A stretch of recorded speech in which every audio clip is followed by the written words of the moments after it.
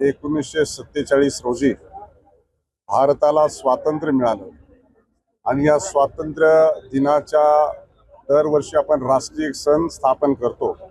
परंतु केंद्र सरकार आणि राज्य सरकारच्या माध्यमातून 15 ऑगस्ट या स्वातंत्र्य दिनाच्या पूर्वसंध्येला भव्य अशा तिरंगा रॅली काढल्या पाहिजे। त्याच्यामध्ये नागरिक, प्रशासन, शासन, विद्यार्थी, सामाजिक संघटना, माजी सैनिक, एनसीसी अशा सर्व घटकांनी याच्यामध्ये सहभागी झालं पाहिजे आणि राष्ट्राप्रती, आपल्या मातृभूमीप्रती जनजागृती झाली पाहिजे।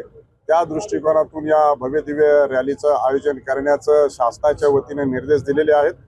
आता सकाळी राशीन येथे ही रॅली, पायी रॅली संपन्न झाली। आता कर्जतमध्ये मोटरसायकल रॅली संपन्न झाली, तर दुपारी ही दौड रॅली जामखेड येथे होणार आहे। निश्चितच आपल्या वयामध्ये असलेल्या लोकांच्या मध्ये राष्ट्राच्या प्रति प्रेम आहे, परंतु आपल्या येणाऱ्या पिढीला देखील आपल्या देशाला स्वातंत्र्य एवढं सोपं मिळालं नाही।